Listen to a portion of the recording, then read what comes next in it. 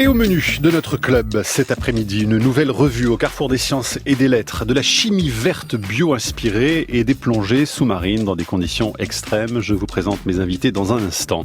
Et puis à la une de la science, du nouveau dans la flore intestinale d'Ötzi, l'homme des glaces. Axel Villard, bonjour. Bonjour Mathieu. Oui, des traces dans son estomac de bactéries asiatiques bien connues nous renseignent sur l'émigration des hommes il y a 5000 ans. On suit l'ADN des bactéries d'Ötzi à la une de la science dans un instant. Stéphanie Texier réalise ce club des têtes au carré qui a été préparé aujourd'hui par Emmanuel Fournier avec Carole Sauvage. La tête au carré, le club, avec Mathieu Vidard sur France Inter. Les invités du club en studio à Paris, Pierre Faïs de la revue Relief, Claire Nouvian pour l'association Bloom, le biologiste marin et plongeur Laurent Balesta. Bonjour à tous les trois. Bonjour. Et puis en duplex des studios de France Bleu à Montpellier, Claude Grison, vous êtes chimiste. Bonjour à vous. Bonjour à vous, bonjour à tous. Pierre Faïs, la revue Relief est donc née hier. C'est un trimestriel à cheval donc sur les sciences, les lettres, l'aventure, la géographie. Pourquoi les abysses comme thème central justement de ce premier numéro ? Eh bien pour une revue d'exploration, je pensais que les fonds océaniques étant moins bien connus par exemple que la surface de Mars ou de la Lune, je pensais que c'était une thématique qui s'y prêtait très bien.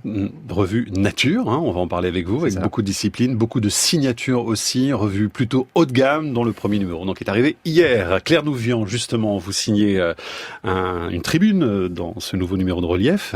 Les grandes profondeurs, justement, ça vous fascine et ça vous préoccupe à la fois. Oui, c'est un combat d'une vie et pour essayer d'empêcher en tout cas la menace la plus immédiate, c'est quand même la destruction qu'on en fait à cause de la pêche, dont on a pas mal parlé, le chalutage profond, et c'est pas encore une affaire réglée, même si ça progresse. Ça avance, vous faites du bon boulot. Vous lâchez pas le morceau. On lâche pas le morceau. C'est vrai, il y a des choses quand même assez réjouissantes, on en parlera quand même avec vous. Laurent Balesta, vous êtes vous aussi un homme des eaux profondes, vous rentrez tout juste d'une expédition de 2 mois en Antarctique où vous avez plongé. Et vos pieds restent toujours gelés, paraît-il, c'est vrai ? Ouais, non, ils sont pas gelés, mais j'ai perdu un peu de la sensibilité, les terminaisons nerveuses qui ont un peu cramé à cause du froid. Donc il faudra quelques mois pour que ça revienne. Mais l'expression « en valoir la peine » n'a jamais été aussi juste. Donc même quand on a de l'expérience comme vous, on voit quand même que ces plongées sont quand même assez particulières. Elles sont physiquement très très éprouvantes, vraiment. Très énergivores, mais voilà, les résultats sont là. C'est à chaque plongée, on collecte des animaux jamais illustrés vivants, donc ça mérite. Vous serez présent au salon de la plongée sous-marine qui commence aujourd'hui d'ailleurs à la porte de Versailles jusqu'à lundi. Claude Grison, vous êtes donc en duplex avec nous depuis Montpellier, avec nos confrères de TEDx Paris. On va parler avec vous d'éco-catalyse. Alors le nom n'est pas très sexy, et pourtant on va parler avec vous d'avancées très importantes dans le domaine de l'écologie. Vous avez trouvé un moyen de rendre propres des sites très pollués, c'est ça ? Alors je m'intéresse effectivement à la réhabilitation de sites qui sont un petit peu malmenés par les activités anthropiques. Et donc tout l'objet de ma recherche est d'essayer de dégager des solutions techniques et motivantes pour réhabiliter ces sites. Est-ce que vous avez des solutions pour rendre la mer plus propre, par exemple? Ça pourrait intéresser nos invités aujourd'hui. Pourquoi pas? La pollution des systèmes aquatiques me concerne également, donc c'est quelque chose qu'on étudie également au laboratoire, en essayant de trouver des espèces végétales qui vont permettre de contribuer à la résolution de ce type de problème. Bon, on en discute avec vous dans quelques instants. On se retrouve avec les questions des auditeurs qui nous rejoignent sur le site de l'émission. Hibernatus, l'homme de glace, encore Ötzi, voici les différents noms qu'on a donnés à cet homme mort il y a plus de 5300 ans et qui n'en finit pas de faire avancer la science. Dans un glacier à la frontière entre Italie et Autriche, à 3200 mètres d'altitude. On l'a nommé Ötzi. Il est mort il y a plus de 5000 ans. Il gisait, conservé dans la glace.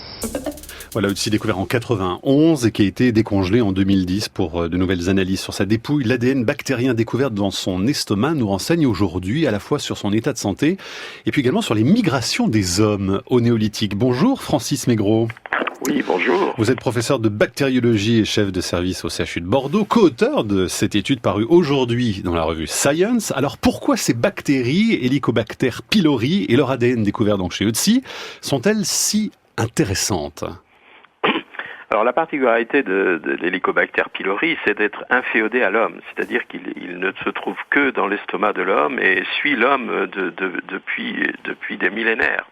Et donc, un certain nombre d'études sur l'ADN de ces bactéries a permis de les grouper en fonction de l'origine géographique. On dit phylogéographique, et donc de reconstituer les migrations humaines. Ce sont des bactéries qui sont dangereuses pour l'homme ? Alors ces bactéries, oui, sont bien connues maintenant depuis la découverte par Barry Marshall, et qui a d'ailleurs reçu le prix Nobel pour cette découverte.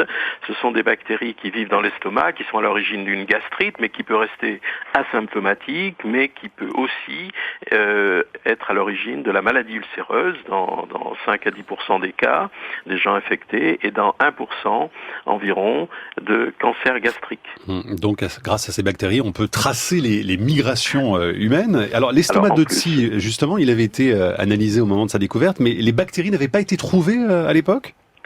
Je pense que c'est un problème de technologie. La technologie a beaucoup évolué en termes de séquençage et de bioinformatique qui permet de fournir les données actuellement.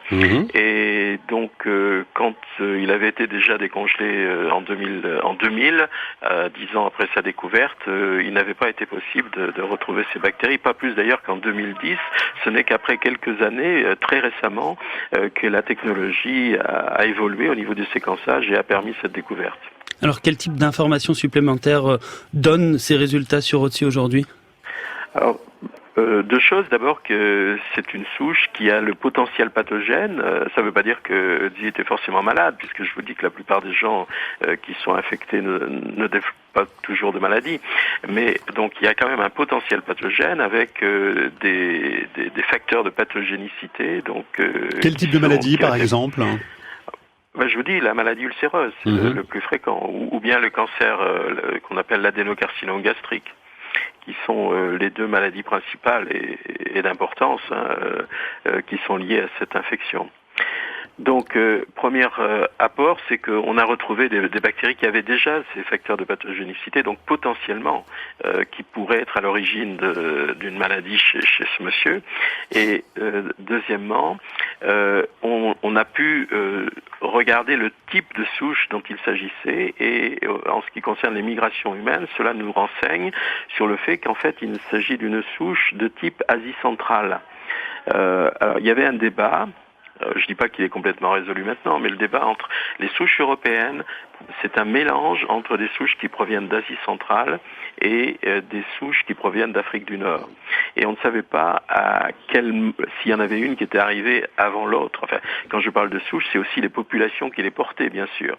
Donc on ne savait pas si la population asiatique était arrivée après, ce que certains pensaient, une certaine population africaine qui aurait été à l'origine de la population européenne. Donc, avec un cas, donc il est difficile bien sûr de généraliser sur un cas, mais avec ce cas-là, on peut dire qu'il y avait déjà des populations asiatiques, d'origine asiatique, présentes en Europe il y a plus de 5000 ans. Il va falloir chercher d'autres momies pour compléter le mystère autour des migrations de cette époque ? Malheureusement, la plupart des momies que l'on trouve sont beaucoup plus récentes, ou alors ce sont des momies qui ont été traitées pour être conservées et qui ne permettent pas de faire ce type d'études.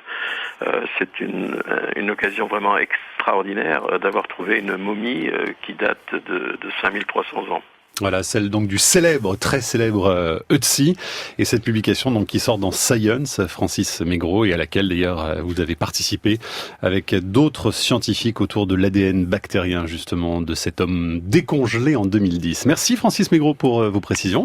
Je vous en prie. Bon week-end à vous. Bon week-end également, Axel. Bon week-end, Mathieu. À bientôt. En bref, dans le reste de l'actualité scientifique, avant les oiseaux, les dinosaures s'attelaient déjà aux parades amoureuses. C'est ce que révèle une équipe scientifique qui a découvert des dizaines de grands creux dans l'état du Colorado où ont vécu des théropodes au Crétacé entre 145 et 66 millions d'années. Ces marques de labourage retrouvées au sol seraient la preuve que les dinosaures, comme les autruches, creusaient des trous afin de séduire les femelles. Une aptitude destinée à prouver leur capacité à établir un nid pour se reproduire. lire. Retrouvez la vue grâce à un œil bionique. Une Britannique de 49 ans atteinte d'une rétinite pigmentaire et aveugle depuis 30 ans vient de se faire implanter une puce sous la rétine développée par une société allemande. Elle permet de remplacer les photorécepteurs détruits en recréant une image dans les tons gris. En France, plus de 40 000 personnes souffrent de la même dégénérescence rétinienne. L'association SOS Rétinite mène actuellement une levée de fonds pour opérer bientôt le premier patient français. Et puis une nouvelle espèce de ver avec 5 bouches vient d'être trouvée sur l'île de la Réunion. Les chercheurs allemands ont d'abord cru avoir affaire à 5 espèces différentes, sachant que la bouche de chacune était distincte. Et en séquençant le génome des créatures, ils se sont rendus compte qu'il s'agissait bien du même ver rond, le Pristioncus borbonicus, qui vit généralement à l'intérieur des figues. Il change tout simplement de bouche en fonction de la nourriture disponible autour de lui. Le club dans un instant. La tête au carré. Le club. Et oui, dans notre club cet après-midi, une nouvelle revue de science et d'aventure, un procédé révolutionnaire pour développer la chimie verte et puis des plongées sous-marines aux 4 coins du globe et en Antarctique en particulier. Mes invités, donc Pierre Faïs, vous êtes le directeur de la publication de cette nouvelle revue Relief. Claire Nouvian, vous êtes la directrice et fondatrice de l'association Bloom. Claude Grison, vous êtes chimiste et Laurent Balesta, biologiste marin. Les auditeurs nous rejoignent donc avec les sujets, les questions, franceinter.fr et le mot-clé, l'attaque. Pierre Faïs, faut être un peu fou quand même pour lancer dans le contexte actuel une nouvelle revue papier. Est-ce que vous avez longtemps hésité avant de lancer Relief, justement, donc cette revue trimestrielle, dont le premier numéro est arrivé hier en librairie? C'est ça, longtemps hésité. C'est culotté quand même. Hein. Étant donné le marché d'édition aujourd'hui, oui, c'est sûr. Ouais. Après, en y regardant d'un peu plus près et en regardant le paysage éditorial français, je me suis dit qu'une revue comme Relief avait tout à fait sa place. Il y avait un manque ? Oui, je pense, pour une revue, en tout cas un objet éditorial particulier, on va dire, assez de qualité, qui prend le temps, avec des sujets c'est ça. Long cours, de long format. Ce sont des articles longs, effectivement, un objet haut de gamme, on le voit tout de suite dans l'iconographie, qui est absolument magnifique. Il y a un énorme travail d'iconographie, et aussi d'infographie, de graphisme. Donc, tout ça est assez lié, effectivement. Alors, pour les auditeurs qui prennent connaissance de l'existence de Relief, de quoi parle justement votre revue? Parce que vous êtes dans une émission scientifique. Est-ce que c'est vraiment une revue de science ou on est un peu au-delà? Ah oui, c'est une revue, on est au-delà. Non, à la base, c'est comme une revue de vulgarisation scientifique. Le but étant de faire rêver tout en faisant passer un savoir. La plupart des auteurs sont d'ailleurs des chercheurs qui s'expriment pas forcément sur un ton universitaire comme on peut avoir l'habitude de le faire dans des revues scientifiques pures, mais qui ont une plume et on garde l'oralité et on essaye de faire voyager au maximum le lecteur. Ouais, l'exploration, le voyage, l'aventure, ce sont des ingrédients aussi qui caractérisent Relief. Oui. Ouais. Oui. Et on essaie de lier en fait ces thèmes scientifiques à des thèmes. En fait, les scientifiques sont eux-mêmes la plupart des aventuriers, je trouve, donc et des explorateurs. Ensuite, les aventuriers purs d'hier ou d'aujourd'hui, on les mentionne tant au niveau du portrait, qui est par exemple celui de Gertrude Bell, qui était une diplomate anglaise, amie de Laurence d'Arabie, qui a tracé les premières frontières de l'Irak moderne. Qu'avec des entretiens de figures contemporaines comme Claude Lorius. Il y a toujours un lien en fait entre le passé et aujourd'hui. Exactement. On sent vraiment pour vous un amour des vieilles et grandes mythiques explorations. Et puis aussi, vous mettez le projecteur sur ceux qui sont les aventuriers d'aujourd'hui, comme Claire Nouvian, comme Laurent Balesta, qui sont ici en studio. C'est ça, exactement. Ou Claire Nouvian qui, par exemple, a écrit la tribune de dossier Abyss. Alors c'est ça, ce qui marque aussi dans Relief, ce sont les signatures. Vous allez faire appel comme ça, donc tous les trimestres, à des scientifiques qui vont être au fond les rédacteurs aussi de la revue. C'est ça, en fait c'est la parole aux scientifiques et c'est d'avoir un dossier, donc il y a un dossier thématique à chaque numéro, là c'est les Abysses, le second ça sera les tropiques, mais aussi autour du dossier d'autres rubriques qui vont explorer d'autres points géographiques du globe ou d'autres thématiques, où à chaque fois ce sont effectivement des scientifiques qui ont libre carte blanche pour exprimer ce qu'ils ont à dire et à faire passer leur savoir. Alors au menu par exemple, la dernière frontière sur Terre, vivre sous la mer, l'espionnage et les câbles sous-marins, donc la thématique climatique avec Claude Lorius, l'Everest, Jean-Christophe Ruffin également, dans les roues de Curiosity sur Mars. Voilà, il y a beaucoup de choses c'est très transversal, mais finalement tout le monde je pense que ce qui regroupe le plus les auteurs, c'est l'esprit de curiosité, l'esprit de découverte, aller mieux comprendre ce qui s'est passé et pourquoi on est là aujourd'hui et comment au mieux préserver la Terre.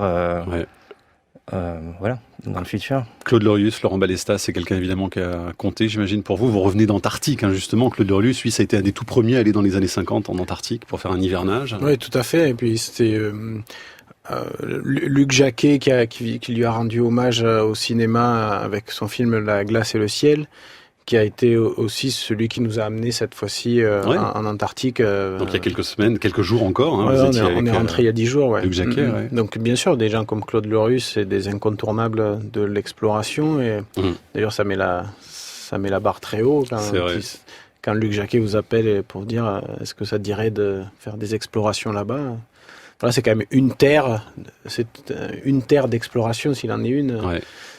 Donc, Claude Lorius, ça fait partie des incontournables de l'Antarctique, c'est clair. Est-ce que ça fait partie des dernières terres d'exploration, justement, aujourd'hui, où il en existe encore beaucoup sur la planète? Au fond, on a encore peu de connaissances sur pas mal d'écosystèmes. Déjà, le mot terre, je ne sais pas s'il colle bien à ce continent, parce que je pense que ce qu'il y a de plus à explorer en Antarctique, ce sont les fonds marins.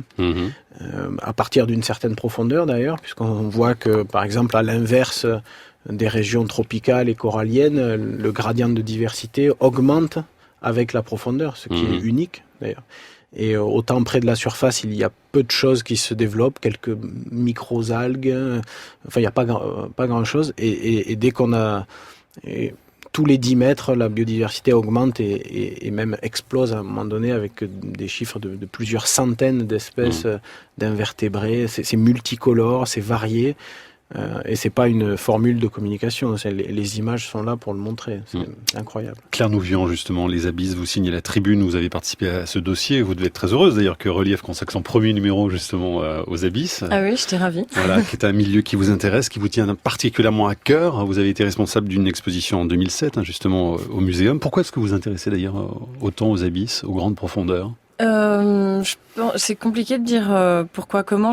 Quand j'ai découvert l'existence de ce milieu profond, il était quand même très très peu connu, à part de quelques chercheurs en fait, à l'intérieur de quelques instituts de recherche en France, au Japon, aux États-Unis. C'est-à-dire qu'on connaît mieux certaines planètes du système solaire que ces fonds qui sont là sur notre planète. Oui, c'est ça. Maintenant, on connaît quand même parce qu'on commence en tout cas d'un point de vue grand public, on a compris qu'en fait c'était peuplé au lieu d'être un désert, etc. Mais moi, quand j'ai découvert tout ça, on en était quand même encore à penser qu'il n'y avait rien, il y avait très peu de choses vivantes et donc c'est la fascination, c'est un peu comme celle de Livingstone qui découvre un écosystème entier.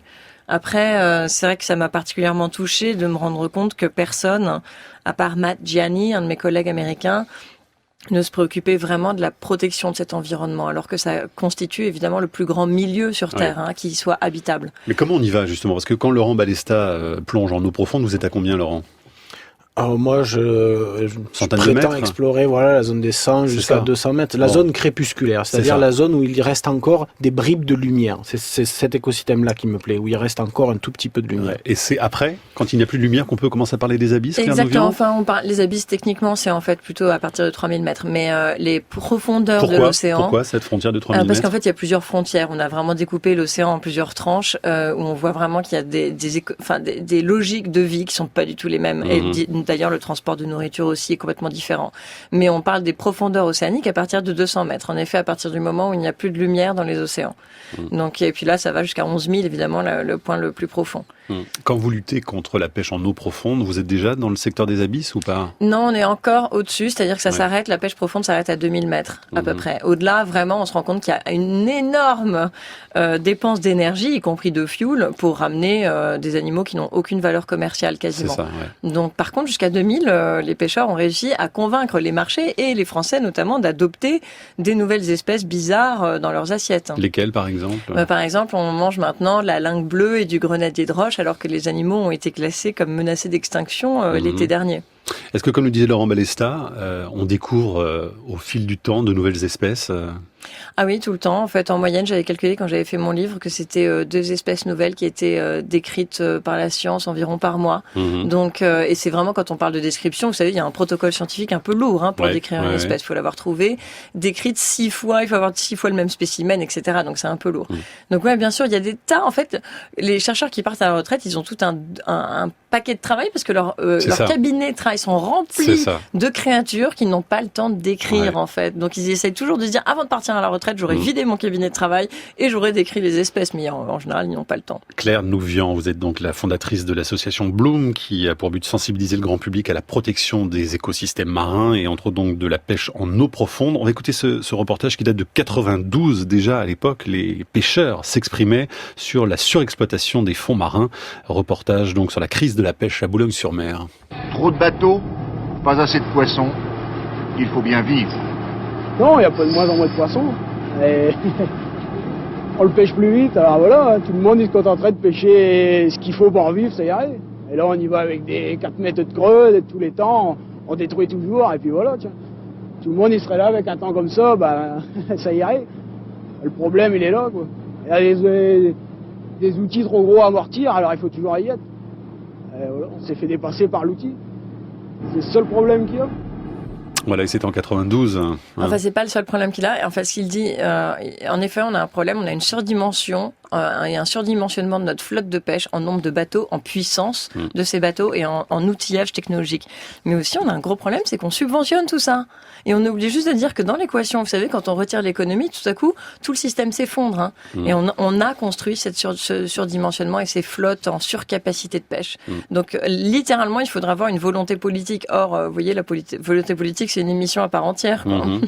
Claire Nouvian, vous faites preuve d'une pugnacité incroyable dans ce combat que vous menez avec Bloom. Je crois qu'on peut vraiment le signaler parce que vous êtes quelqu'un d'assez exceptionnel. Qu'est-ce qui vous donne cette énergie pour affronter à la fois la lourdeur administrative, juridique, puis les lobbies aussi qui sont face à vous ? Eh bien, vous lâchez rien, hein. Non, mais il faut rien lâcher. Enfin, si on lâche, bien sûr, quand on arrive dans une volonté quand on voit qu'il y a une fenêtre d'ouverture pour un compromis politique, bien sûr qu'on lâche, hein, c'est le sujet. Et la politique, c'est évidemment prendre en compte le point de vue de l'autre, essayer de trouver des arrangements. Mais quand il y a face à nous de la mauvaise foi, des mensonges, de la violence, une immense brutalité, je peux pas vous dire, moi, ça fait l'effet inverse. Ça me donne une énergie de dingue. Ils me donnent de l'énergie, ces gens-là. Donc, au contraire, je pense que plus ils appuyaient dans le mauvais sens, et plus ça a créé autour de nous et chez Bloom, l'équipe s'est constituée autour d'une mission très claire commune. Ouais. On a un feu sacré, c'est vrai. Ouais. Mais après, quand les gens deviennent plus raisonnables, c'est génial de voir qu'on arrive à des résultats. Ouais. Laurent Balesta, qu'est-ce que vous pensez de son combat ? Alors, pour ramener les choses à moi de manière très égocentrique, moi, des fois, on me dit ça, vous témoignez de l'état de la planète grâce à vos images, tout ça. Et je suis toujours très mal à l'aise devant cette soi-disant raison de faire mon métier. Moi, je sais pourquoi je fais mon métier. Parce que je m'éclate d'aller explorer les fonds marins. Je me prends pour un cosmonaute, pour un aventurier, pour tout ça. Alors tant mieux si ça a du sens, tant mieux si ça sensibilise, mais c'est vraiment pas mon moteur en vérité. Je dois l'avouer, j'ai un peu honte, mais je l'avoue, c'est pas un moteur. Alors que Claire, c'est son moteur. Enfin, je peux pas parler à sa place, mais moi, ce qui me motive, c'est ça, c'est que moi, à la limite, j'y vois derrière mon petit intérêt perso de vivre des aventures extraordinaires, de faire des beaux films, de faire des beaux livres, tout ça. Claire, c'est le combat pour le combat, donc pour une cause juste, c'est de l'altruisme, quoi. Et donc à ce niveau-là, moi, je suis vraiment fan, quoi. Je suis vraiment touché par autant d'engagement. J'en serais pas capable parce que à sa place, j'aurais pas assez de retour pour moi, en fait. C'est très égoïste, hein, ce que je dis, mais je sais que j'y trouverai pas mon compte parce que je me battrai, mais sans prendre ce plaisir extraordinaire que je connais depuis l'enfance, qui est celui d'explorer. Voilà. Pierre Feïs. Ouais, moi, je suis très admiratif. Merci, j'ai bien fait de venir aujourd'hui. Mais on avait envie de vous faire plaisir. Et puis on le pense sincèrement. Enfin, s'il faut dire des trucs pas cool, on peut aussi. Hein. Enfin, je peux trouver 2-3 défauts, hein. C'est pas un problème. Hein. Et puis ça me conforte aussi dans l'idée que Relief, justement, qu'une revue comme Relief puisse faire entendre cette voix-là et d'autres engagés. Voilà. Le Luxembourg, Claire Nouvian, a fait un pas de géant quand même au règlement pêche profonde en faisant acter l'interdiction du chalutage profond au-delà de 800 mètres. Dites donc, on avance quand même. Hein. Oui, en fait, voilà. Donc, je rappelle qu'on était 3 filles au bureau de Bloom jusqu'en 2014 et que 3 filles assez motivées, on a réussi à mettre pas mal de pression avec l'aide de Pénélope Bagieux à la marque Intermarché. Et Intermarché a eu l'intelligence de dire, OK, on va arrêter de chaluter au-delà de 800 mètres de profondeur. Et c'est cette profondeur qu'en effet, le Luxembourg, quand il a eu la présidence tournante du Conseil de l'Union, a décidé de proposer à l'Europe et ça a été adopté. Alors par contre, quand on dit ça, les gens disent « Ouais, ça y est, vous avez gagné ». Non, c'est les institutions européennes, patience, ce n'est pas encore acté. Claude Grizon, vous souhaitiez intervenir ? Oui, moi je souhaitais participer à cet enthousiasme général et à la passion de l'ensemble des invités. Je pense qu'on est tous animés de la même volonté de participer à la résolution des problèmes environnementaux que nous connaissons tous.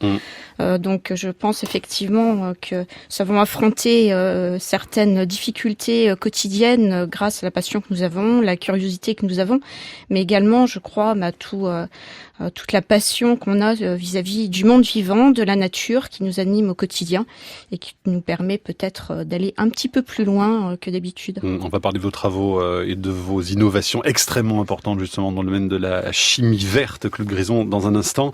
J'aimerais qu'on dise un petit mot, Claire Nouvion, de ce livre, Les Symphonies subaquatiques. C'est un conte musical au cœur des océans qui a été écrit par une amie de France Inter. Oui, alors qui est là, Valérie Bourg, avec pareil, une pugnacité, une vision, un talent incroyable, avec l'aide de collaborateurs c'est un conte musical, talentueux. Ouais, et c'est magnifique. Et j'y suis allée juste avant Noël et j'ai vu à l'œuvre les artistes, l'artiste principal sur scène, les compositeurs, les paroles. Tout est intelligent, archi drôle, donc ça tourne. Il y a des dates qui peuvent être proposées et prises avec les écoles ou les collectivités. Et alors surtout, mais il faut se jeter là-dessus parce que les enfants sont fous de joie. Et c'est interactif, ils apprennent plein de choses sur la pollution, les méduses, le plastique, même un petit tour dans les abysses, etc. Voilà. Donc vraiment, et puis la musique est vraiment belle.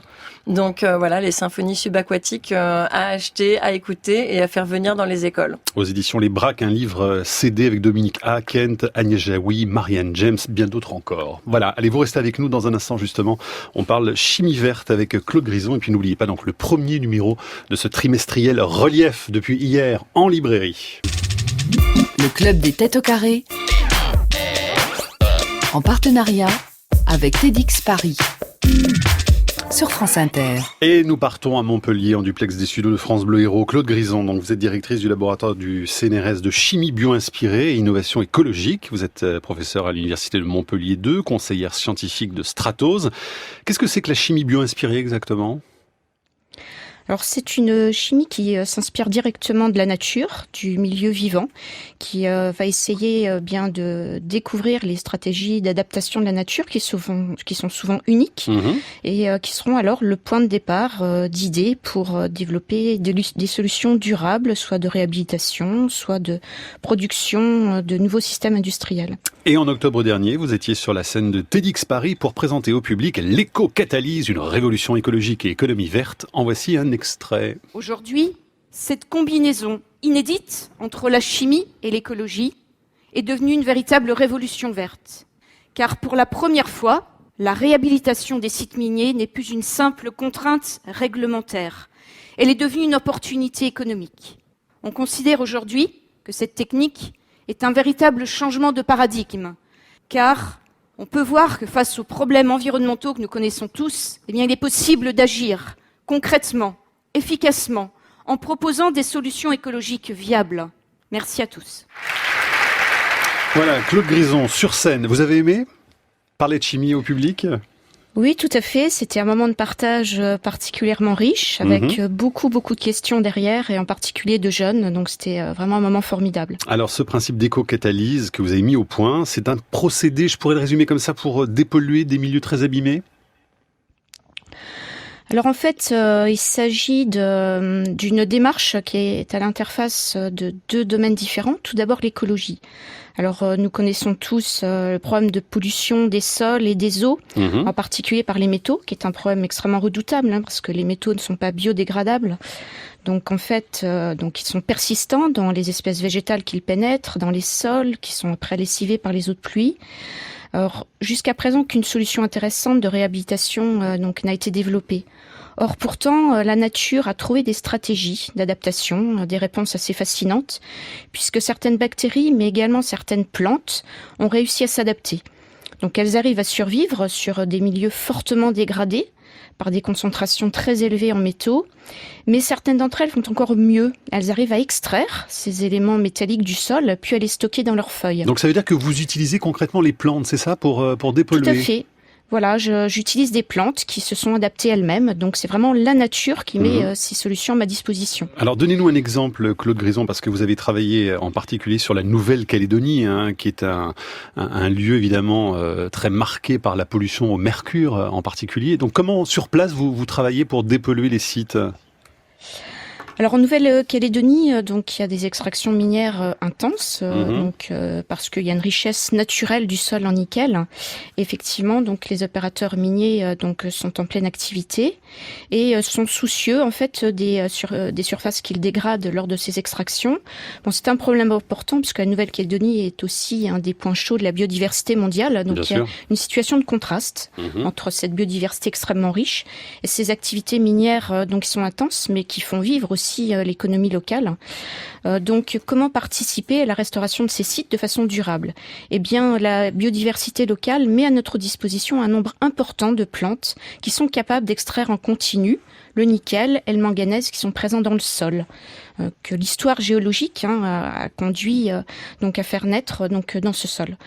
Donc nous utilisons ces plantes locales qui sont extrêmement résistantes, qui sont des espèces pionnières sur les surfaces dégradées après les activités minières. Donc ça veut dire concrètement que ces plantes stockent ces éléments métalliques dans leurs feuilles par exemple ? Oui, tout à fait, c'est ce qu'elles font. Elles extraient par leur système racinaire les éléments métalliques, puis elles les transportent et les stockent dans leurs feuilles. Donc il y a effectivement l'aspect écologique, on le voit bien, mais ensuite on va pouvoir, c'est ça qui est aussi intéressant, c'est utiliser au fond ces éléments métalliques. Utiliser tout à fait de façon nouvelle ces éléments métalliques, c'est là qu'est l'innovation.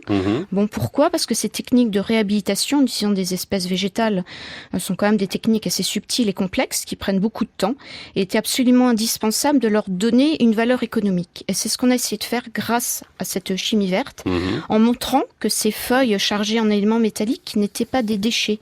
Au contraire, c'était des outils chimiques extrêmement précieux qu'on pouvait valoriser, qu'on pouvait transformer en ce qu'on a appelé des catalyseurs écologiques. Ouais. Donc vous avez été couronné par un certain nombre de prix scientifiques pour cette innovation, dont le prix de l'innovation du CNRS. Il y a beaucoup de brevets là qui ont été déposés autour de vos découvertes. Tout à fait. Le CNRS a pris 26 brevets sur l'ensemble des résultats du laboratoire qui d'ailleurs continuent à évoluer. Oui. Alors vous pourriez travailler aussi sur le milieu marin autrement justement qu'au travers de ces minerais pour dépolluer pourquoi pas les océans. On pourrait imaginer quelque chose comme ça ou pas ? Alors les océans, c'est encore un petit peu lointain pour nous. En revanche, on s'intéresse de très près à la contamination des milieux aquatiques parce qu'effectivement, lorsque les sols sont lessivés par les eaux de pluie, eh bien la pollution métallique se retrouve dans les cours d'eau, dans les eaux souterraines et atteindra très probablement les zones littérales. Donc actuellement, on essaie de développer le même scénario, c'est-à-dire trouver des plantes qui vont pouvoir s'adapter à des eaux contaminées et faire plus, donc extraire, confiner ces éléments métalliques, soit dans leurs racines, soit dans leurs feuilles. Intéressant, Claire Nouvion, non ? Oui, alors évidemment, on pense tout de suite d'abord bravo, c'est formidable, et on pense en mer à la pollution par hydrocarbures, mais il y a aussi cette énorme pollution qui est celle du plastique, les qui se découvre. De plastique, Et là, quand même, j'en appelle toujours au bon sens, parce que grâce à des gens très motivés comme Claude Grison, on arrive à des résultats formidables. Maintenant, ce serait encore mieux si on pouvait simultanément trouver des solutions toutes simples, c'est-à-dire arrêter de produire du plastique, ou alors le recycler avant qu'il n'arrive en mer. Et là, on aurait peut-être le moyen de développer des solutions durables pour la planète. Donc en fait, on a sur chaque problème, j'imagine qu'on a 10 fois plus de solutions. Ce qui nous manque souvent, c'est de la vision et du courage. Vous avez plongé en Nouvelle-Calédonie, Laurent Balesta ? Oui. Près de la barrière de corail ? Oui, bien sûr. Enfin, c'est le plus grand lagon du monde, la Nouvelle-Calédonie. C'est tellement grand qu'on voit pas les bords d'ailleurs de ce lagon. Et j'y ai plongé encore l'année dernière, il y a quelques années dans le passé, où on était allé voir le nautile, ce mollusque un peu primitif. On en parlera avec vous tout à l'heure. Oui. Donc c'est un endroit, et je compte d'ailleurs y retourner cette année ou l'année prochaine pour une belle expédition à venir. Peut-être y croiserez-vous Claude Grison. Vous allez régulièrement en Nouvelle-Calédonie pour voir un petit peu la suite de vos travaux ? Tout à fait, j'y vais régulièrement. Je vais y retourner fin mars pour suivre les opérations de réhabilitation et puis également rencontrer mes chercheurs. J'ai un chercheur qui travaille quotidiennement en Nouvelle-Calédonie, donc je peux faire un petit coucou à Cyril qui m'écoute certainement. Et on le salue qui travaille en lien étroit avec les opérateurs miniers français. Écoutez, félicitations en tout cas pour vos travaux très importants, innovation qui donne un tournant à la chimie verte en tout cas, avec cette conférence que vous avez réalisé également pour TEDx Paris, qu'on peut retrouver sur le site de la Tête au Carré pour vous voir sur scène, expliquer justement vos découvertes avec les autres vidéos des scientifiques qui participent à ce rendez-vous. Merci Claude Grison, vous pouvez bien sûr rester avec nous. Merci aux équipes de France Bleu Héros. Allez, dans un instant justement, nous partons plonger en eau profonde. La tête au carré. On est arrivé. Le club. Ah oui, déjà. Avec Mathieu Vidard. On n'a pas vu le temps passer, dis donc. Sur France Inter. Laurent Balesta, biologiste marin, plongeur, photographe sous-marin, cofondateur et co-gérant d'Andromède Océanologiste, une société dont l'objet est quoi exactement, Laurent Balesta ? Le spectre est assez large, mais il touche au milieu marin. Ça va de l'expertise scientifique, l'étude d'impact, le suivi de pollution en mer, jusqu'à de la cartographie des fonds marins, des cartographies biologiques, en passant par aussi de l'écriture de documentaires, la réalisation d'expéditions naturalistes. Enfin, le spectre est assez large, mais dans tous les cas, il s'agit d'aller voir sous l'eau ce qu'il s'y passe. Et vous êtes présent en ce moment au Salon international de la plongée sous-marine. Ça a commencé ce matin. Ce matin à 10h jusqu'à lundi 15h. Porte de Versailles à Paris. Qu'est-ce qu'on peut y découvrir, donc à part des plongeurs ? On peut plonger là-bas ? Oui, je crois qu'on peut même faire des baptêmes de plongée, des baptêmes sur des scaphandres un peu nouveaux. Il y a plein de choses à essayer. Ouais. Et puis après, il y a évidemment énormément de voyagistes qui proposent des destinations de rêve. Il faut emmener Claire Nouvian alors, parce que vous avez déjà plongé, Claire, ou pas ? Moi, je plongeais beaucoup, mais ma vie est devenue pas drôle du tout. En fait, c'est devenu des notes de synthèse. Le sens du devoir dont je parlais tout à l'heure. Parce que tout sacrifié. Vous êtes spécialiste des abysses, mais est-ce que vous êtes allé plonger dans les abysses ? Non, en fait, c'est vrai que j'ai beaucoup plongé. Bon, rien à voir par rapport à Laurent, parce que moi, je suis une amateur, mais j'ai beaucoup plongé quand j'avais du temps. Mais à quelle profondeur ? Jusqu'à 50 mètres, moi seulement. Oui, donc pas dans les abysses. Non. Enfin, si, avec des submersibles. Ah, ben ça quand même alors. Ah oui, j'ai plongé avec des submersibles, mais c'est vrai, comme dit Laurent, ça compte pas. C'est trop facile. Oui, mais enfin, on s'assoit. Vous avez quand même vu des choses que le commun des mortels ne voit pas. J'en ai pleuré. Enfin, j'ai pleuré. Ouais. À quelle profondeur vous êtes descendu ? 1000 mètres.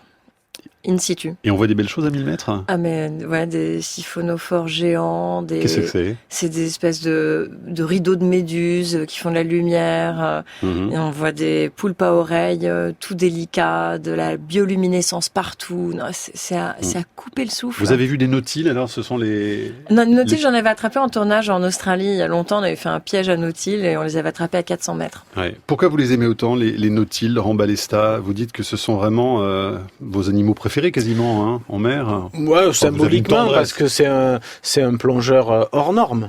On peut être un animal qui vit à grande profondeur, bon, un animal qui vit près de la surface, bon, mais être capable de monter et descendre dans une journée des abysses ou de très grande profondeur jusqu'à la surface. Oui.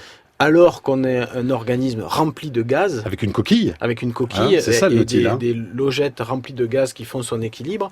Ça paraît impossible de pouvoir remonter quand on est rempli de gaz. On devrait exploser. Oui. Et lui, par un métabolisme extraordinaire, il arrive à redissoudre tous ces gaz qui devraient se dilater et le faire exploser. Et donc c'est le meilleur des plongeurs profonds, quoi. Ouais. Il a résolu le problème des paliers de décompression parfaitement. Donc en ce sens-là, l'appeler de fossile vivant, d'être primitif, alors qu'il a réussi l'extraordinaire adaptation de ne jamais faire d'accident de décompression. C'est un idole. Et il n'a pas changé depuis 100 millions d'années à peu près ? Oui, c'est ça. Oui, à peu près 100 millions d'années. Les fossiles étaient à peu près les mêmes. Un nautile, c'est donc une sorte de pieuvre, de céphalopode, à l'intérieur d'une coquille. Voilà. Et donc, dans ce livre que vous présentez justement au Salon international de la plongée sous-marine, Secrets d'océan, avec une collection spéciale, c'est-à-dire que c'est un livre, combien de photos à l'intérieur ? C'est 21 tirages photographiques. Je parle de tirages parce que c'est des grands formats. C'est grand format, c'est un livre grand format. C'est dans un papier de grande qualité. Chaque photo est détachable d'ailleurs, si on veut en faire un poster. En édition limitée. En édition, il y a 300 exemplaires seulement. Enfin, il y en a plus que 200 là, puisqu'il y en a beaucoup qui sont partis ce matin déjà. Et on voit l'œil du nautile. On voit l'œil du nautile. C'est une belle. C'est parce que c'est aussi c'est 21 photographies, mais c'est aussi 21 histoires vécues. Et j'essaie toujours dans mes récits de trouver un juste milieu entre histoire naturelle et histoire vécue, parce que je pars du principe que toutes ces créatures que parfois on prétend connaître. On sait qu'elles existent, point. On sait rien de leur mode de vie, de leur façon de vivre, de se déplacer. Et pour ça, il faut aller les rencontrer.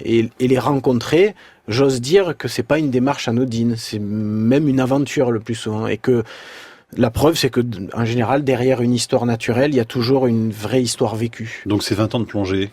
Avec les souvenirs les plus marquants. C'était étonnant parce que j'ai fait cette sélection sans réfléchir aux dates. Oui. Et c'est ensuite, quand j'ai fait le cumul des dates, que je me suis aperçu que ces 21 photos s'étalaient sur 21 années. Avec des messages pour vous, Lucie qui nous dit ceci: un grand bravo à Laurent qui a su vivre sa passion, devenir le nouveau commandant Cousteau, comme on en rêvait ensemble sur les bancs de la fac de bio de Montpellier. Vous vous souvenez de Lucie? Avec le nom que je vois sur l'affiche, Lucie Aon, je m'aperçois que je me souviens très très bien de qui c'était.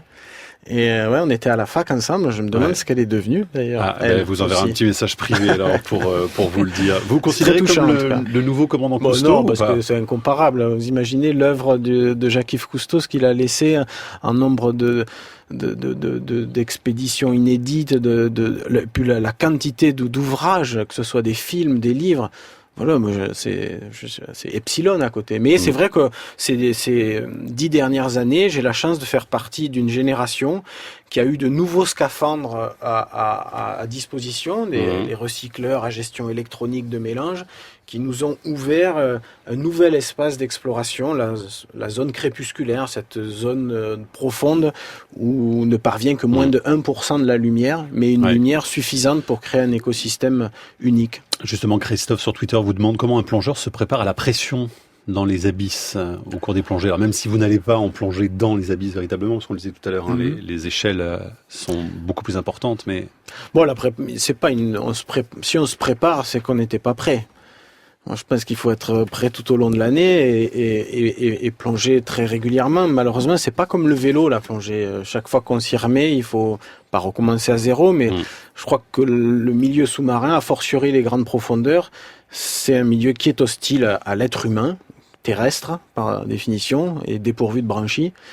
Et donc, il faut en permanence s'exercer. Voilà. Donc, moi, mon métier fait que je plonge quand même très régulièrement, pas tous les jours, mais pas loin, et c'est ce qui permet de s'affranchir de certaines contraintes du milieu, et donc de pouvoir s'ouvrir sur l'extérieur et observer. Parce que aller à grande profondeur dans une démarche de record sportif, c'est-à-dire aux limites de soi-même, c'est très louable. Moi, je suis fan des recordman comme ça, les apnéistes en particulier, mais ils n'explorent pas, ou alors ils s'explorent eux-mêmes et leurs limites.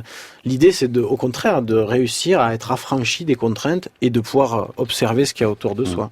Et donc l'Antarctique, c'était il y a encore quelques jours, expédition Antarctica, 2 mois pour une plongée dans les profondeurs polaires.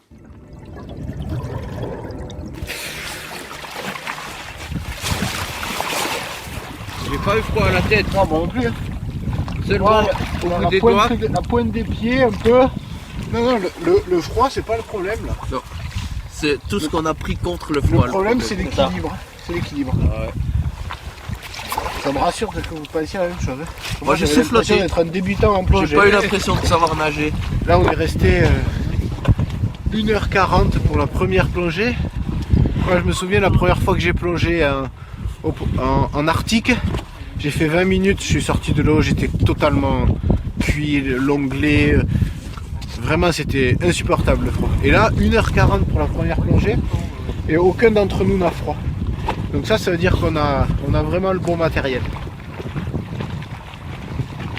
Est-ce que vous n'avez réellement pas eu froid, Laurent Balesta? Si j'en juge par vos pieds, ça n'a pas été tout à fait le cas. C'est paradoxal, c'est-à-dire que oui, on laisse un nombre de calories hallucinantes à chaque plongée, ça c'est sûr. On sort, on est exténué, vraiment. À combien est l'eau là quand on plonge en Antarctique? Moins 1,8, c'est-à-dire le point de congélation de l'eau de mer. Et on était en tout début de saison, donc d'ailleurs l'eau continuait à geler parfois. Le vent, la houle faisait que ça débâclait à certains endroits, mais la température faisait que ça pouvait continuer à geler donc on était vraiment au plus froid qu'on puisse faire sous l'eau, et les extrémités souffraient, mais on avait vraiment développé du matériel, on avait des combinaisons chauffantes, etc. Et ça nous a permis de pousser vraiment les limites. C'est des temps de plongée qui n'avaient jamais été faits jusque-là, et c'est ce qui a permis de faire de belles explorations, de belles observations. On entend certains de vos camarades, voire même peut-être vous directement dans un des extraits du film, en disant c'est la plongée du siècle là, ici en Antarctique, c'est vous? Oui, mais ça c'était avant même qu'on se mette à l'eau, parce qu'on arrivait sur... Vous savez, pendant le projet a mis 2 ans, j'ai étudié des cartes pendant 2 ans en disant ça serait bien de plonger là ou là. Et donc forcément, quand on arrive devant ces sites, on se dit que ça va être la plongée du siècle. Des fois, on a des mauvaises surprises, des fois des bonnes surprises. Allez, Laurent Balestin, on va vous voir donc au Salon international de la plongée sous-marine. Ça a commencé ce matin, porte de Versailles à Paris. Vous y êtes tous les jours jusqu'à lundi pour présenter entre autres Secrets d'océan édition limitée avec ses photos magnifiques. Antarctica, l'expédition, on peut la suivre également sur Internet via le site de Luc Jacquet qui est extrêmement bien fait. Il y a beaucoup de films, de reportages justement sur cette expédition. Et puis on n'oublie pas Relief dans les kiosques, cette nouvelle revue de science et d'aventure en librairie, absolument. Depuis hier donc en librairie et puis également les symphonies subaquatiques aux éditions des Braques. Merci beaucoup à tous et bon week-end. Merci. Et bon week-end. Merci. Et bon week-end. Merci. Et bon week-end. Merci. Et bon week-end. Merci. Et bon week-end. Merci.